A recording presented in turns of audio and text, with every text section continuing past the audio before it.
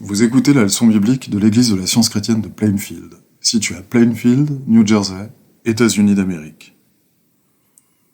Leçon du dimanche 19 juillet 2020. Sujet vie. Texte d'or, Deutéronome. Choisis la vie, pour aimer l'Éternel, ton Dieu, pour obéir à sa voix et pour t'attacher à lui, car de cela dépendent ta vie et la prolongation de tes jours.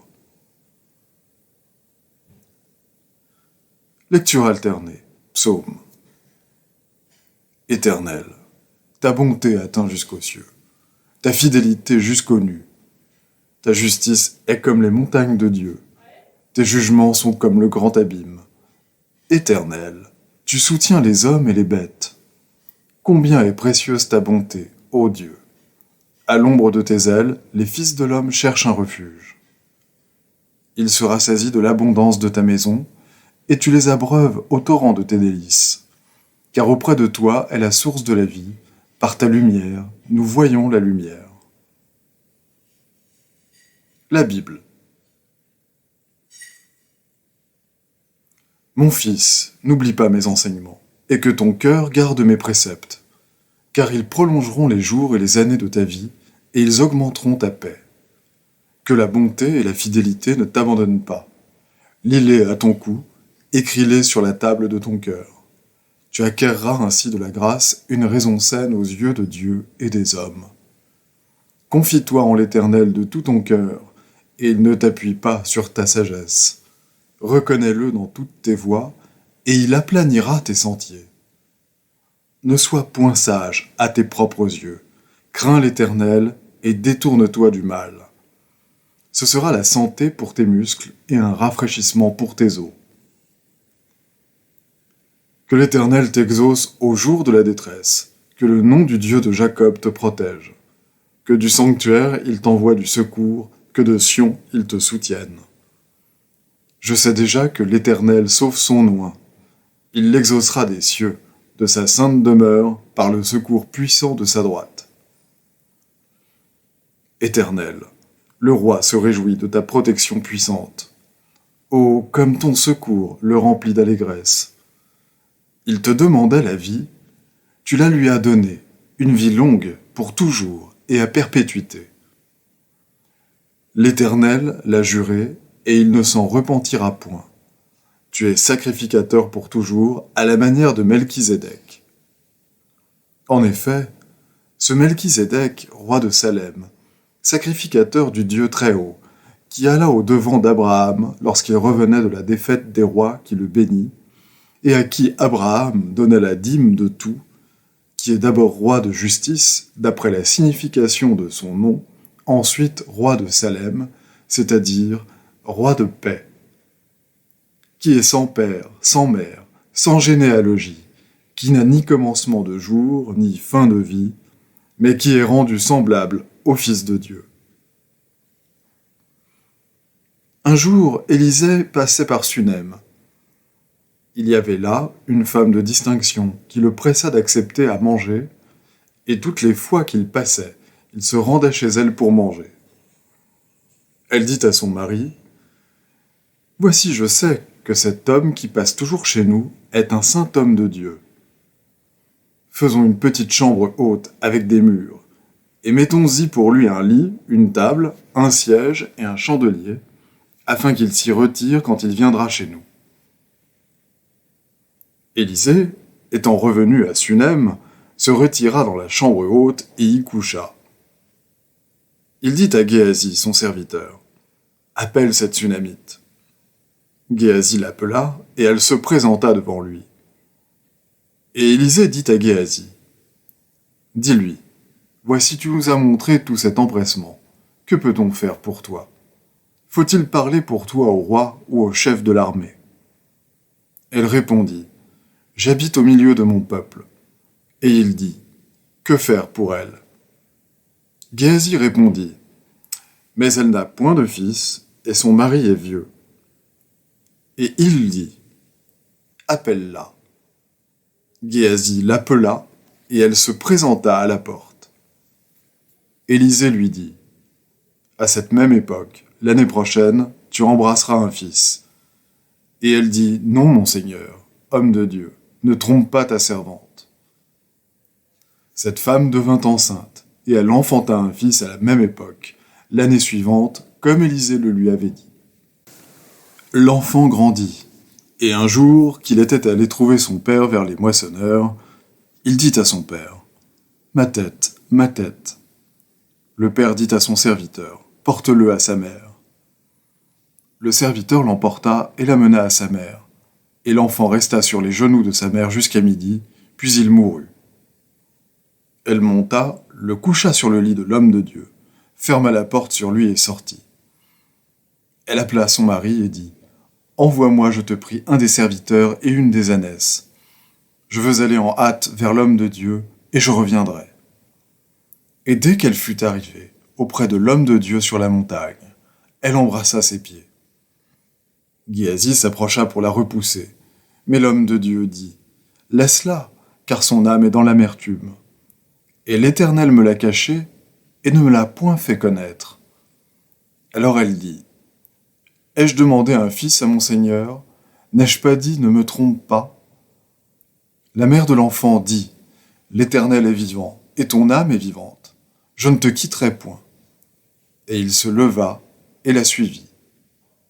Lorsque Élisée arriva dans la maison, voici l'enfant était mort, couché sur son lit.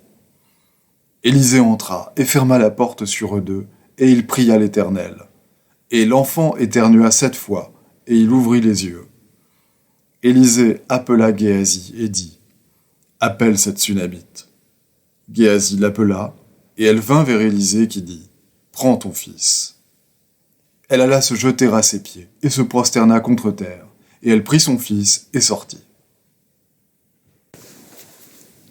Et je vis descendre du ciel, d'auprès de Dieu, la ville sainte, la nouvelle Jérusalem, préparée comme une épouse qui s'est parée pour son époux.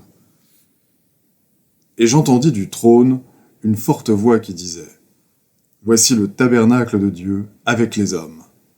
Il habitera avec eux, et ils seront son peuple, et Dieu lui-même sera avec eux. Il essuiera toute larme de leurs yeux, et la mort ne sera plus. Il n'y aura plus ni deuil, ni cri, ni douleur, car les premières choses ont disparu. Oui, le bonheur et la grâce m'accompagneront tous les jours de ma vie, et j'habiterai dans la maison de l'Éternel jusqu'à la fin de mes jours. » Je vais maintenant lire les passages corrélatifs tirés du livre d'études de la science chrétienne. Science et santé, avec la clé des Écritures de Mary Baker Eddy. Nous devrions nous rappeler que la vie est Dieu et que Dieu est omnipotent. La compréhension que la vie est Dieu, esprit, prolonge nos jours en fortifiant notre confiance dans l'impérissable réalité de la vie, dans sa toute-puissance et son immortalité. Cette foi repose sur un principe compris. Ce principe guérit les malades et met en lumière les aspects permanents et harmonieux des choses. Jésus, en parfait accord avec son affirmation scientifique, détruisait ce temple, corps, et en 3 jours, je, l'Esprit, le relèverai, prouva par sa réapparition, après le crucifixion, que la vie est Dieu. C'est comme s'il avait dit, le je, la vie, la substance et l'intelligence de l'univers n'est pas dans la matière et ne peut donc être détruit. Il savait que la matière n'a pas de vie et que la vie réelle est Dieu. Par conséquent, il ne pouvait pas plus être séparé de sa vie spirituelle que Dieu ne pouvait être anéanti. Lorsque j'étais, selon toute apparence, aux confins de l'existence mortelle, alors que je me trouvais déjà dans l'ombre de la vallée de la mort, j'appris ces vérités en science divine, que tout l'être réel est en Dieu, l'entendement divin, et que la vie, la vérité et l'amour sont tout-puissants et toujours présents, que le contraire de la vérité, appelé erreur, péché, maladie, infirmité, mort, est le faux témoignage du faux sens matériel de l'entendement dans la matière, que ce faux sens fait naître en croyance un état subjectif de l'entendement mortel que ce même prétendu entendement nomme matière, excluant ainsi le vrai sens de l'esprit. Ayant perpétuellement dans la conscience l'idée fausse que la vie est inhérente au corps, et nous rappelant néanmoins qu'en réalité Dieu est notre vie, Nous pouvons bien frémir à la perspective de ces jours où il nous faudra dire « Je n'y prends point de plaisir ». Dieu envoie-t-il la maladie, ne donnant l'enfant à sa mère que pour la courte durée de quelques années, et le lui enlevant ensuite par la mort? Dieu crée-t-il de nouveau ce qu'il a déjà créé?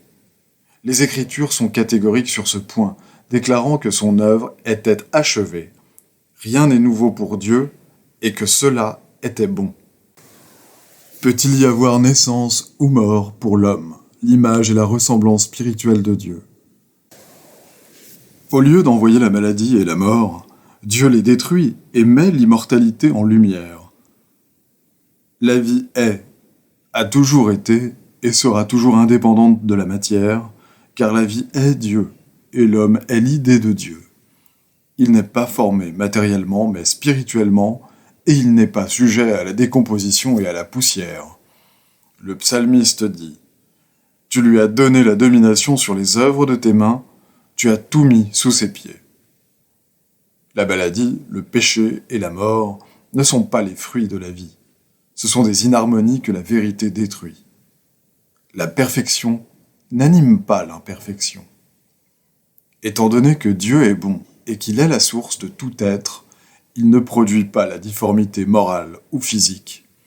Donc une telle difformité n'est pas réelle, mais elle est illusion, le mirage de l'erreur. La science divine révèle ses grands faits. Sur leur base, Jésus démontra la vie, ne craignant jamais l'erreur et ne lui obéissant jamais, sous quelque forme qu'elle se présentât. Dans la science, l'homme n'est ni jeune ni vieux. Il n'y a pour lui ni naissance ni mort.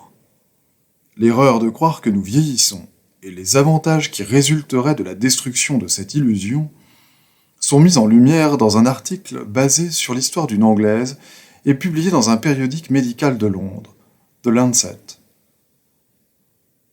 Ayant eu un chagrin d'amour dans sa jeunesse, elle devint folle et perdit toute notion de temps. Croyant qu'elle vivait encore à l'heure où elle avait été séparée de celui qu'elle aimait, ne tenant aucun compte des années, elle restait tous les jours à la fenêtre, guettant l'arrivée de son fiancé. Grâce à cet état mental, elle conserva sa jeunesse. N'ayant pas conscience du temps, elle ne vieillissait littéralement pas. Des voyageurs américains la virent lorsqu'elle avait 74 ans et la prirent pour une jeune fille. Elle ne portait sur le visage aucune empreinte de souci. Elle n'avait pas de rides et ses cheveux n'avaient pas blanchi. Mais ses joues et son front respiraient la jeunesse. Lorsqu'on demandait à ceux qui ignoraient son histoire de deviner son âge, il répondait qu'elle ne devait pas avoir 20 ans. Elle ne pouvait vieillir alors qu'elle se croyait jeune, car l'état mental régissait l'état physique. L'impossible n'arrive jamais. Un seul exemple, comme le précédent, prouve qu'il est possible d'être jeune à 74 ans. Et le point capital de cet exemple indique clairement que la décrépitude n'est ni conforme à la loi, ni une nécessité de la nature, mais une illusion. L'infini ne commença jamais et ne finira jamais. L'entendement et ses formations ne peuvent jamais être annihilés. L'homme n'est pas un pendule oscillant entre le mal et le bien, la joie et la peine, la maladie et la santé, la vie et la mort. Mesurer la vie aux années solaires, c'est spolier la jeunesse et revêtir de laideur la vieillesse. Le soleil radieux de la vertu et de la vérité coexiste avec l'être. L'état d'homme en est l'éternel midi, dont l'éclat n'est jamais obscurci par un soleil couchant. À mesure que le sens physique est matériel, le sens éphémère de beauté s'efface. La splendeur de l'esprit devrait se lever sur le sens ravi, avec des magnificences resplendissantes et impérissables. Ne faites jamais mention de l'âge. Les données chronologiques ne font pas partie de la vaste éternité. Les registres des naissances et des décès sont autant de conspirations contre l'homme et la femme. S'ils ne commettaient pas l'erreur de mesurer et de limiter tout ce qui est bon et beau, l'homme vivrait plus de 70 ans tout en conservant sa vigueur, sa fraîcheur et sa promesse. L'homme gouverné par l'entendement immortel est toujours beau et sublime. Chaque année succédant à une autre déroule la sagesse, la beauté et la sainteté. Nous devons tous apprendre que la vie est Dieu. Posez-vous ces questions. Est-ce que je me conforme à la vie qui s'approche du souverain bien? Est-ce que je démontre le pouvoir guérisseur de la vérité et de l'amour? S'il en est ainsi, alors le sentier s'éclairera, jusqu'à ce que le jour soit dans sa splendeur. Vos fruits prouveront ce que la compréhension de Dieu apporte à l'homme. Retenez perpétuellement cette pensée, que c'est l'idée spirituelle, le Saint-Esprit et le Christ qui vous met à même de démontrer avec une certitude scientifique la règle de la guérison basée sur son principe divin, l'amour, qui soutient, protège et environne tout l'être véritable. Les devoirs quotidiens de Mary Baker Eddy. Prière quotidienne. Il sera du devoir de tout membre de cette Église de prier chaque jour. Que ton règne vienne, que le règne de la vérité, de la vie et de l'amour divin soit établi en moi et élimine de moi tout péché. Et puisse ta parole enrichir les affections de toute l'humanité et la gouverner. Règles pour les mobiles et les actes. Ni l'animosité, ni un attachement purement personnel ne doivent déterminer les mobiles ou les actes des membres de l'Église mère. Dans la science, l'amour divin seul gouverne l'homme, et un scientiste chrétien reflète les douces aménités de l'amour, en réprouvant le péché et en manifestant un véritable esprit de fraternité, de charité et de pardon. Les membres de cette Église doivent journellement veiller et prier pour être délivrés de tout mal, pour ne pas prophétiser, juger, condamner, conseiller, influencer ou être influencés d'une manière erronée. Vigilance face au devoir. Il sera du devoir de chaque membre de cette Église de se défendre journellement contre la suggestion mentale agressive et de ne pas se laisser entraîner à oublier ou à négliger son devoir envers Dieu, envers son leader et envers l'humanité. Par ses œuvres, il sera jugé et justifié ou condamné.